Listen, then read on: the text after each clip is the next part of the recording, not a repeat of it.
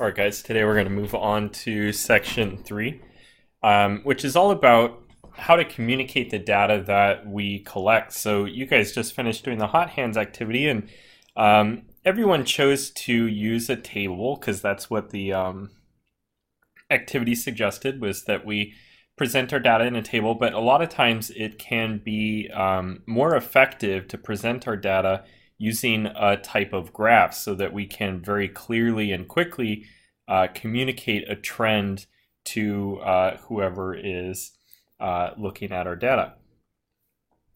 So that graph gives us a visual display of the data and can really help us understand what's going on. Whenever we set up a graph or whenever we read a graph, the most important thing is to take note of the axis labels. So in this case, the horizontal axis is labeled time, and the vertical axis is labeled distance. So this graph, we can tell, is giving us the position away from, in this case, the home, that the girl and her dog are with respect to time. So as time passes, the girl moves away from her home and then eventually back towards her house, where her distance from her house returns to 0. Up here would be our maximum distance away from our house, because we're the farthest along the vertical axis in that time period. Also, one of the things that we can read is here the distance is changing, so we're obviously walking, but in this time interval the distance is not changing, so the girl and her dog are not moving. The graph gives us a nice, quick, easy way of knowing all of that information. Again, the horizontal axis, or the x-axis, is going to measure time, and that's where the independent variable goes.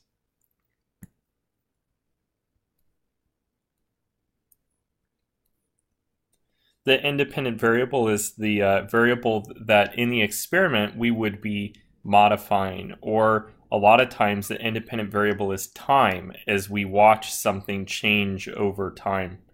And that amount of time affects some other variable. In this case, the other variable is distance. So distance would be our dependent variable, and that's measured on the vertical axis, or the y-axis.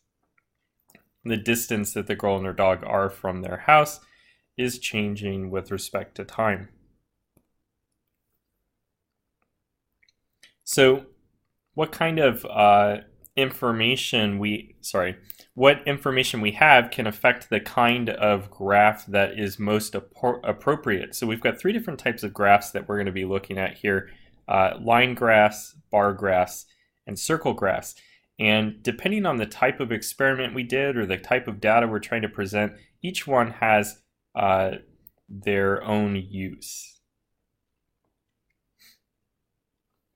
And again, we use the graphs to try to convey complex patterns in a visual manner.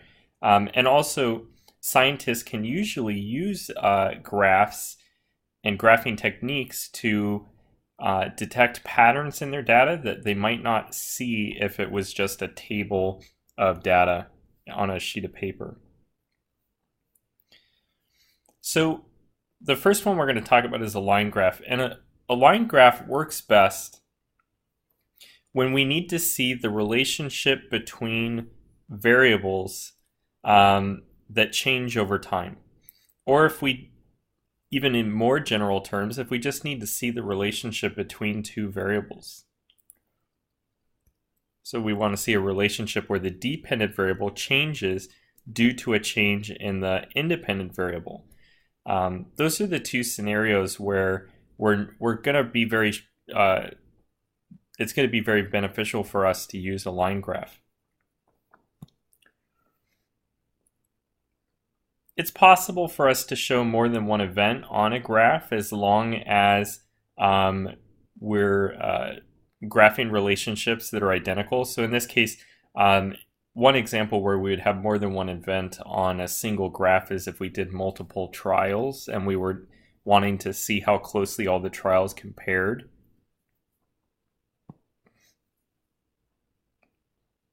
or in this case, if we're looking at the change in temperature of 3 different classrooms over time. So let's imagine that you did an experiment where you took temperature measurements in Celsius for 3 different classrooms on 5-minute intervals. So every 5 minutes you recorded the temperature of each classroom. Here's what that data would look like in a table. So when you started the experiment, all the classrooms were 16 degrees Celsius. 5 minutes later, you recorded the temperature of each classroom and you got these values, and so on. In this case, again, time is our independent variable. And the temperature of the classroom is the dependent variable. It's the thing that's changing as time changes. And again, since we're looking at the relationship between 2 variables as our independent variable changes, the line graph is going to be a really good choice to use here. So we're going to have temperature on the vertical axis, because that's our dependent variable, and we're going to have time on our horizontal axis. Look at how we chose to scale the graph. The horizontal axis is split into increments of 5, and we did that because we only took temperature measurements every 5 minutes. If we go back to our table of data, we can see that the temperature values that were in the classroom range from a minimum of 16 degrees Celsius and a maximum of 25 degrees Celsius. So we only need on our vertical axis to cover 16 to 25. This is called a break. So the vertical axis skips from 0 to 15 because we don't really need that area. And then you can see after that we're graphing in increments of 1 degree Celsius because we have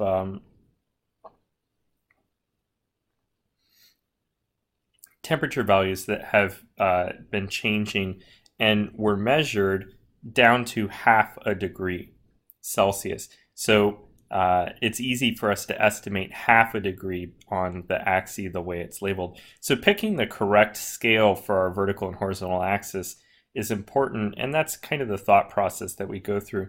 Here we've plotted the data between the 3 rooms, and we can quickly see what was going on. Room C rose in temperature at a steady rate, but never reached the same high temperatures as room A and B. Rooms A and B rose about the same at first, but then at some point room A held its temperature at a constant and room B continued to increase in temperature. We can see all that very clearly in the graph.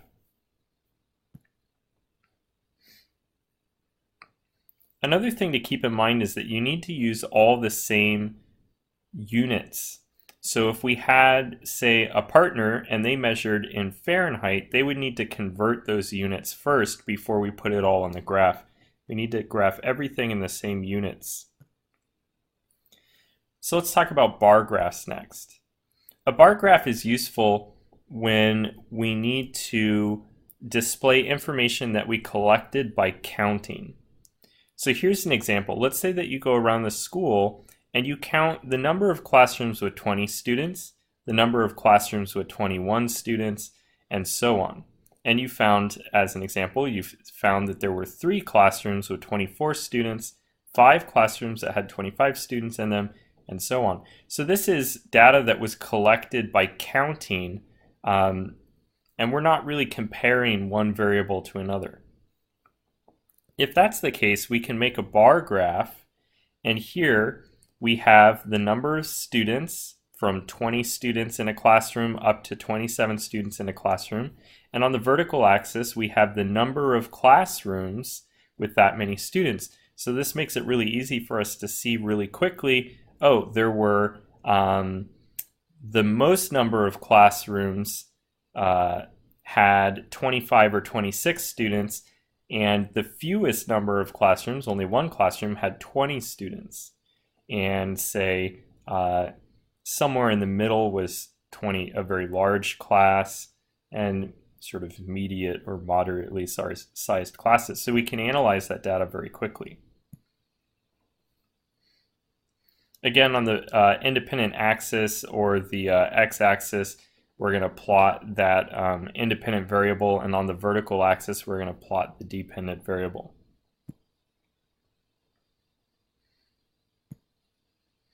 Okay, and the last type of graph is a circle graph.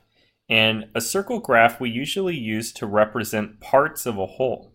The slices represent parts, and we usually use percentages. So if you're trying to represent something like this, heating fuel usage, some people use gas, steam, coal, or electric, but all people need to heat their homes at some point. We're representing parts of a whole.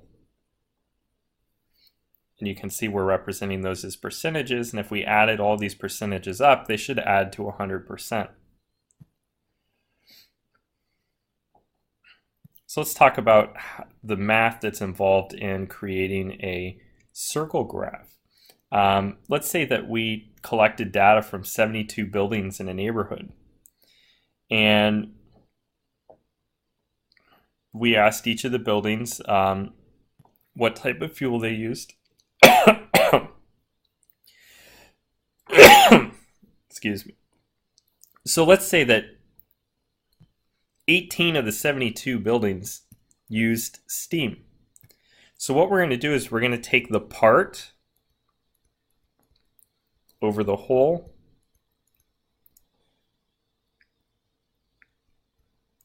multiply by 100%, and that gives us our percent. So in this case, it was 18 buildings that used steam out of all the buildings we surveyed, which were 72, and we multiply by 100%, and that's going to give us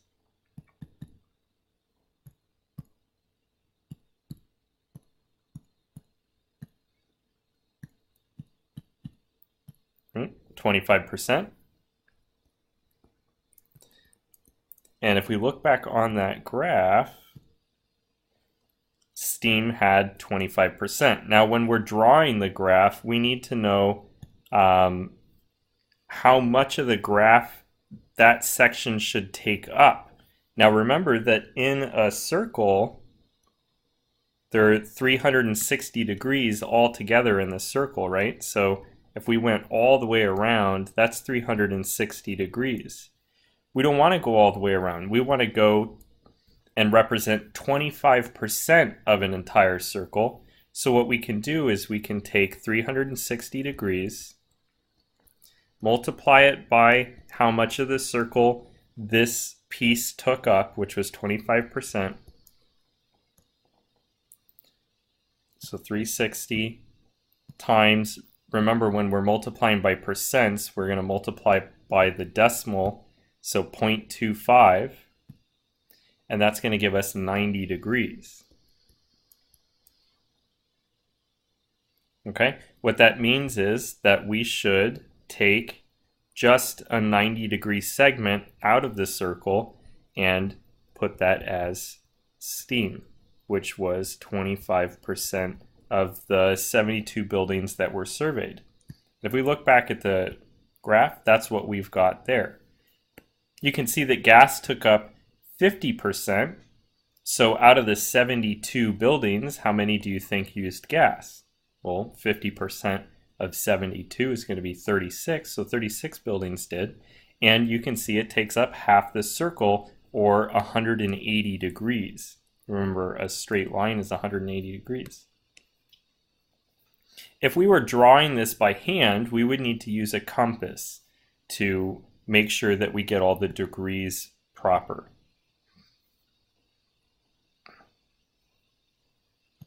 All right, and these last three slides just review what types of graphs work best. Line graphs work best to show the relationship between two variables.